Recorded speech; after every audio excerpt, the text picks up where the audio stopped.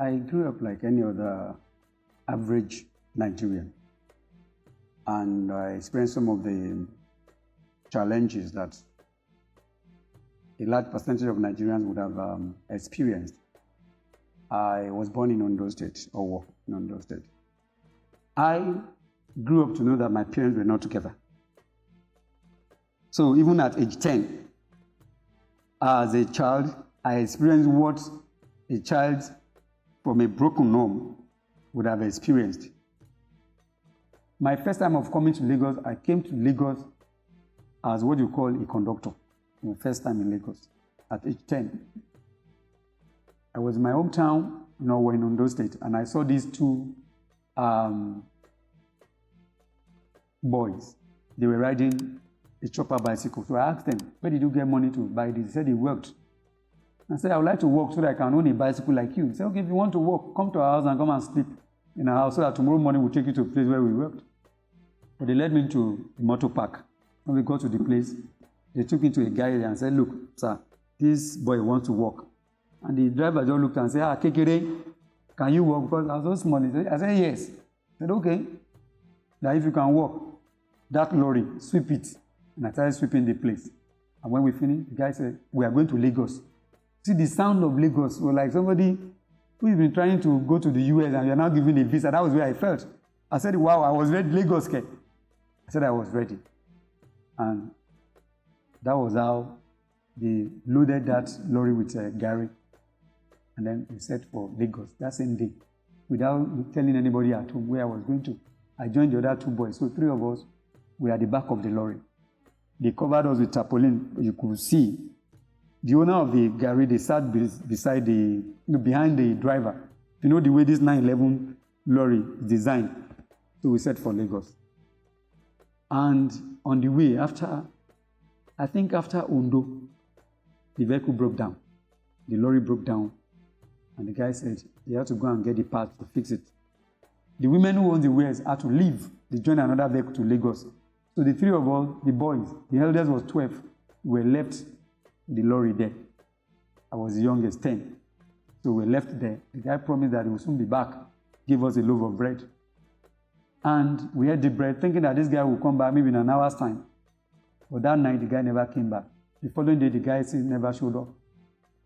So around 3, we were hungry. There was no food, nothing, no water. And the senior boy there suggested that, look, why don't you pierce this sack of gari and siphon gari out of it? We got the gari out. And then another challenge was, how do we get water? The same guy had an answer. He said, look, let's climb the bonnet. Let's open the bonnet and then go to the radiator. We went to the radiator, removed the hose from the radiator, and then the water that was from the radiator, we used to soak the gari. And that was how we ate that day. And we were okay. Then in the evening, the third day, in the morning, that was when the guy came. And when he came, he apologized to us. Whether he apologized or not, we had no choice. They fixed the vehicle, and we set on our journey to Lagos. It's always good to have a mentor. I've always known that, even at a very tender age. One of my seniors then, when we were in Form 3, he was in Form 4. And indeed, GC in Form 4, and he passed. So he didn't even get to Form 5 before he crossed to the Polytechnic. So when I heard that story, I had to move close to the guy and I asked him some questions. That, how did you do it to do your exam in Form 4 without even getting to Form 5 in advance? The guy told me that his father used to give him past questions, WAEC, GC, and the rest, for about 10 years. And he would sit down, start reading and treating it, solving the question and everything. And I asked if he could give me some of those questions, and he gave me. And I was doing exactly the same thing. So on my own, I sat for GC, and I passed it to in Form 4. I wasn't the most brilliant. Don't mind you, I wasn't the most brilliant. But I was doing art. I had 9 papers. Art, economics, everything, biology, everything was there. So, and that was how I finished from the college. And then when it was time for admission, I never received any letter from University of Ilorin. But I had a friend in Ibadan Polytechnic who called me one day and said, Abiodun, I've been given admission to read economics in University of Ilorin. Can we go together? And I went into the admission of the head of department office, and I checked. The guy asked me, what's your number and this and that? I said, yeah, this is you. The registration is closing tomorrow. And I wasn't prepared. I had no money. I had nothing. But as God would have it, this same guy who I accompanied to that place had enough money. He was from a very rich home. And I said, okay, Abiodun, let's do it this way. I'll pay for your registration and everything. The guy was even the one that paid for my accommodation and everything. And I got all my listings. Most of the time, when it's time for school fees, it's either there will be a family meeting, not the immediate family. There will be a family meeting. I said, okay, this is this person's school fees. How much are you going to contribute and this and that? All my uncles and aunts, all of them will be there. And then they would contribute some money. And on campus, I had to be a photographer, a card designer.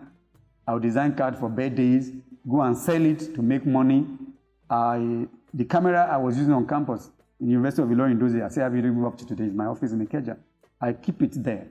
And as God would have it, when I finished from University of Ilorin, I was posted to Oyo State for my NYSC. And then from there as well, another interesting thing happened.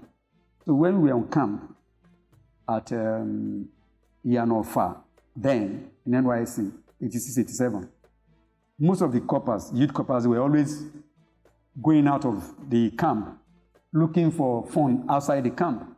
And by the time they came back to camp, it's either they were punished or drilled by those military guys. I was asking questions, what were you people doing outside? I said, this place is boring. It's boring, we can't stay here like that. And I asked myself, if it's boring, can't we make it lively by ourselves? An idea occurred to me that, okay, fine. I read performing arts. So why don't I start a program on camp there? Maybe let's start acting plays. And as God would have me to, coincidentally, I used Wole Soyinka's The Lion and the Jewel for my project. And that year, that was the literature text that the secondary school were using that year. And now since that opportunity, I called some professionals, engineers, medical doctors. I invited them to be part of the NYSC theater group. And they responded. And then we started going for rehearsals and everything, right there. And then after we rehearsed this play, we started to show it to the public. The first night was free, and a lot of people came. We turned our dining room to even the theater, and a lot of people came.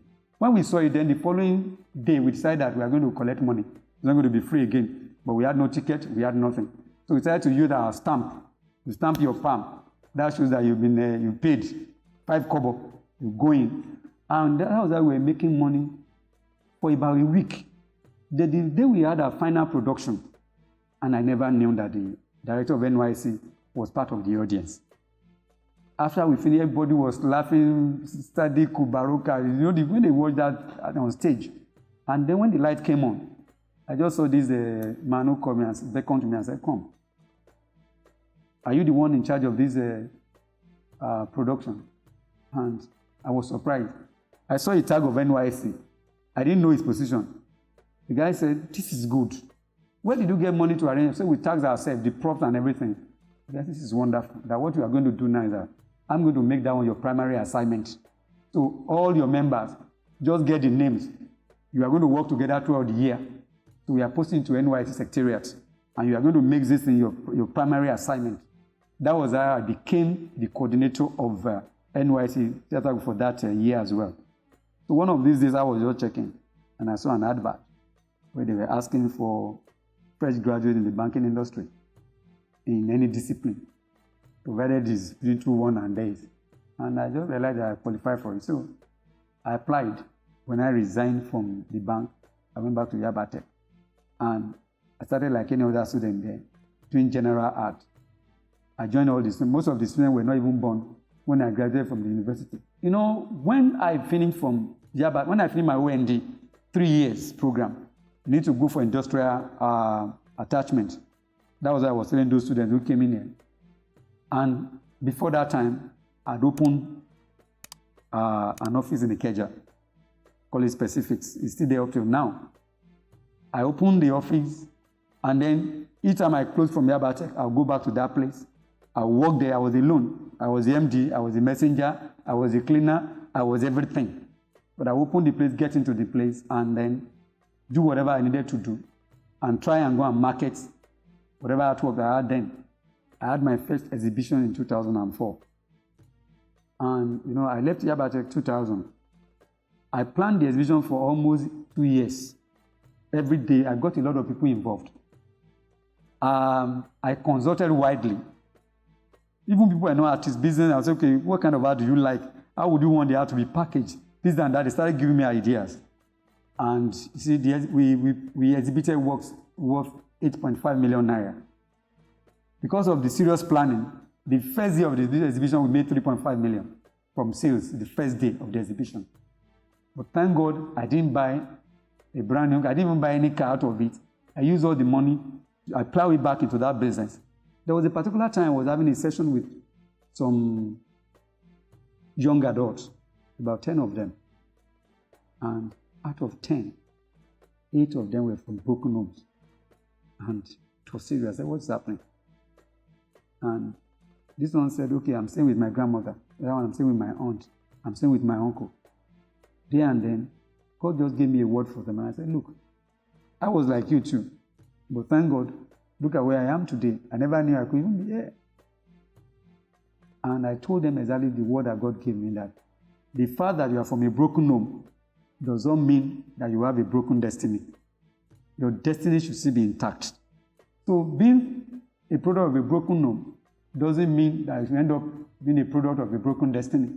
You see, when you open your eyes, when you open your ears, and to listen very well, and open your eyes to observe, not just to see, to observe, you just be seeing a lot of opportunities everywhere.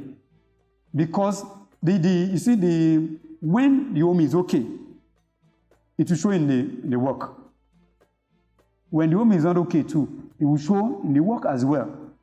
When you see a building is standing like that. What is keeping the building standing is under the ground.